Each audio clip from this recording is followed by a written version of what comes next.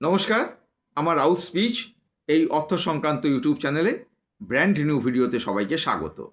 আমি একজন financial adviser, mutual fund distributor এবং এক্স ব্যাংক অফিসার।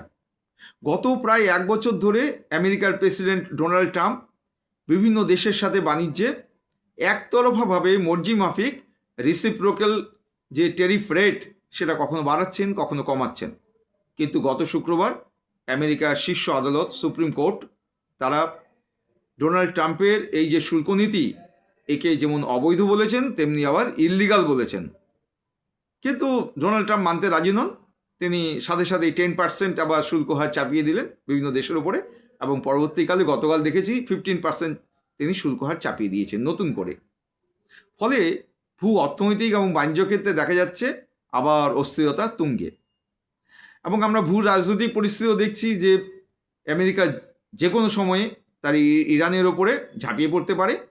আজকে খবর পেয়েছি যে লিমিটেড মিলিটারি স্ট্রাইক সেটা হতেই পারে ইরানের ওপর যে কোনো সময়। আরেকটি সূত্র বলছে যে এই সপ্তাহেই নিউক্লিয়ার টক হতে পারে, আবার শুরু হতে পারে আমেরিকার সাথে ইরানের। এদিকে চীন আবার তাইওয়ানের ওপরে যে কোনো সময় আক্রমণ করতে পারে। আর 4-5 বছর ধরে তো চলছে রাশিয়া ইউক্রেনের যুদ্ধ।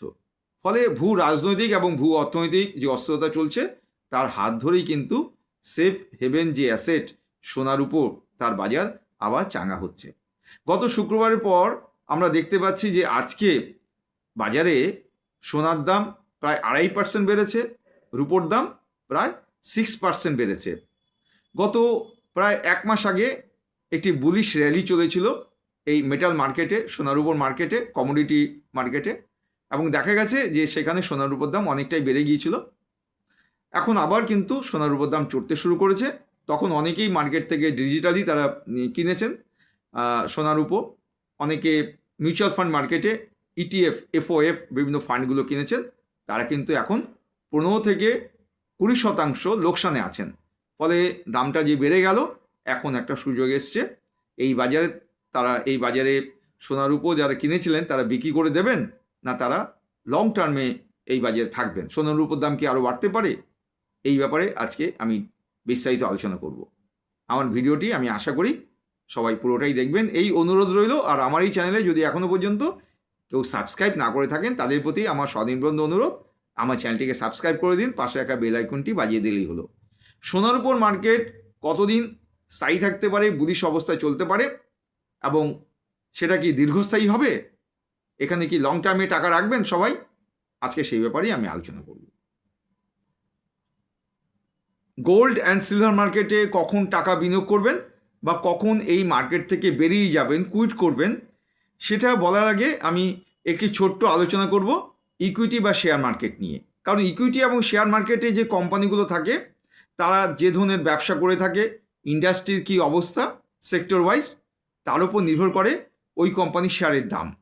ফলে এক্ষেত্রে কোম্পানি, তারপর ইন্ডাস্ট্রি, তারপর ইকোনমি, এই 3টি ধাপ থাকে। কিন্তু সোনার উপর মার্কেট, সেফ হেভেন মার্কেট, এই ক্ষেত্রে কিন্তু একটা টক্কর থাকে ডলারের সাথে। ডলার নির্ভর অর্থনীতি থেকে বেরিয়ে যাবার জন্যই কিন্তু সেফ হেভেন যে অ্যাসেট সেটাকে আঁকড়ে ধরছেন বিভিন্ন দেশগুলো। এবং দেশগুলো যখন প্রচুর মাত্রায় কেনে সোনা, তখন যথারীতি দাম বেড়ে যায়, ডিমান্ড বেড়ে যায়। দেশ যখন বিক্রি করতে শুরু করবে তখন কিন্তু সোনার দাম কমে যেতে পারে। মানে এখানে যে সোনার উৎপাদন হচ্ছে, তারপর কতটা সেক্ষেত্রে লাভ হবে, ক্ষতি হবে, তার ব্যাপার কিন্তু নয়। এক্ষেত্রে স্টক করার ব্যাপারটাই মূলত, এবং অনেক স্পেকুলেটর আছেন তারা স্টক করেন এবং আবার ছেড়ে দেন। সেটা আমরা খুব ভালোই দেখতে পাচ্ছি সিলভার মার্কেটের দিকে, যে হঠাৎ করে খুব বেশি সেই ক্ষেত্রে দাম কমে যায়। গোল্ডের ক্ষেত্রে ততটা হয় না। তাহলে গোল্ড এবং সিলভার মার্কেটে আমরা কখন কিনব? যখন দেখা যাবে যে মার্কেটটা একটু ডাউন আছে, তখন কিনতে হবে। কারণ সিজনাল এর দাম বাড়ছে। কখন বিক্রি করে দেবে, কখন বাজার অস্থির হবে, তার উপর নির্ভর করবে সোনার উপর দাম কতটা চড়তে পারে।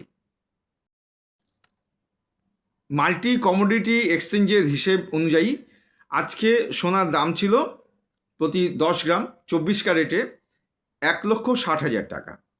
আর সিলভার, রুপোর দাম ছিল 1 কেজিতে 2,67,000 টাকা। বাজারের অস্থিরতা ভারতের ক্ষেত্রে আগামী বেশ কিছুদিন ধরেই কিন্তু বহাল থাকবে।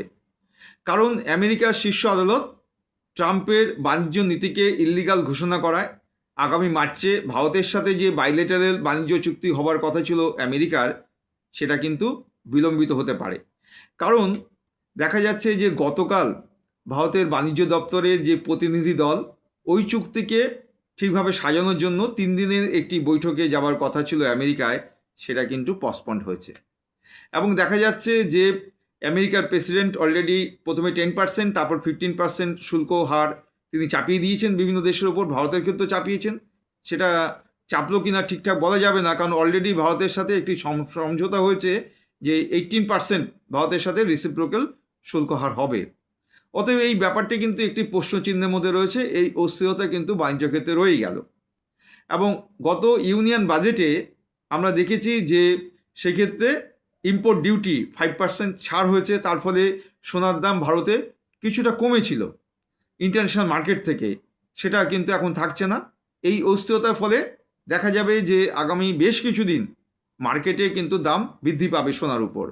ফলে এই মার্কেটে বাজার থেকে যারা লোকসানে আছেন তারা অবশ্যই কিন্তু এই বাজারে লাভ করে তারা বেরিয়ে যেতে পারেন।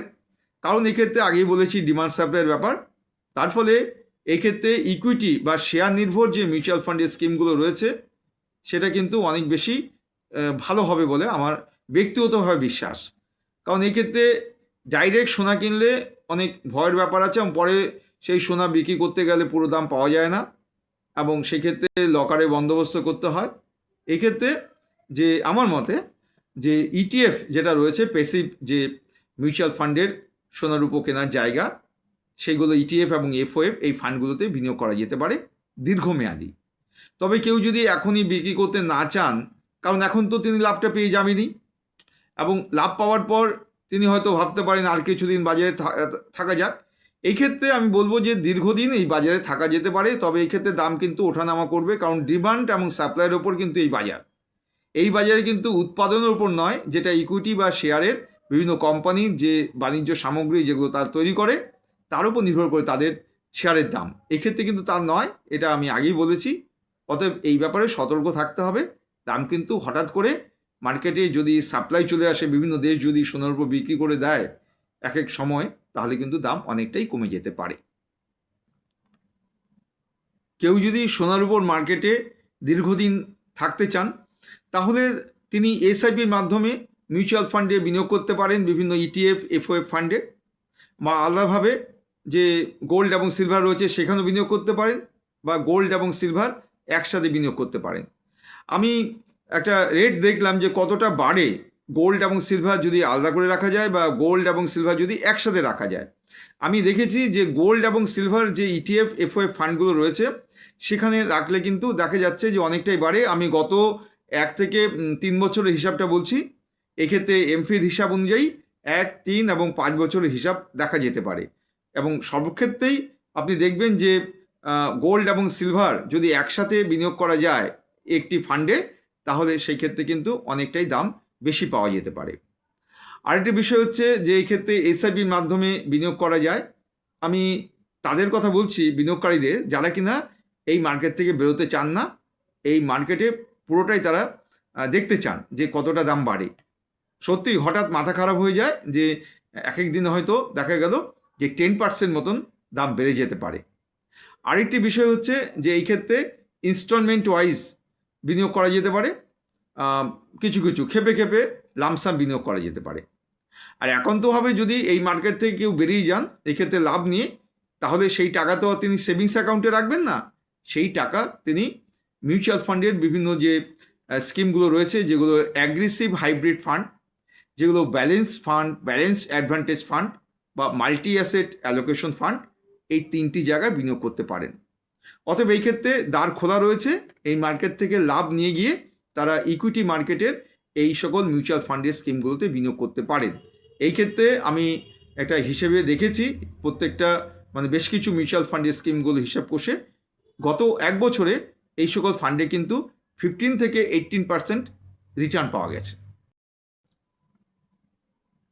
আজকের ভিডিওটি করার উদ্দেশ্য ছিল যে আগামী কয়েকদিন সোনার উপর দাম অনেকটাই বাড়বে। 1 মাস আগে অনেকটাই দাম বেড়েছিল, বুলিশ র্যালি ছিল, তার ফলে যারা তখন বিনিয়োগ করেছেন এখন লোকসান চলছেন, তারা আবার লাভ পাবেন। এটাই বিনিয়োগকারীদের জানানোর জন্যই আজকের এই ভিডিওটি কেমন লাগলো আপনারা আমাকে কমেন্ট করে জানান এই ভিডিওর কমেন্ট সেকশানে। আর আমার এই চ্যানেলে এখনও পর্যন্ত যদি কেউ সাবস্ক্রাইব না করে থাকেন, তাদের প্রতি আমার স্বনির্বন্ধ অনুরোধ যে আমার এই চ্যানেলটিকে আমাকে উৎসাহ দেওয়ার জন্য সাবস্ক্রাইব করে দিন, পাশে রাখা বেল আইকনটি বাজিয়ে দিলেই হলো। আমি 2-1 দিনের মধ্যে আরেকটি অর্থ সংক্রান্ত ভিডিও নিয়ে আপনাদের কাছে উপস্থিত হচ্ছি। আপনারা ভালো থাকুন, সুস্থ থাকুন।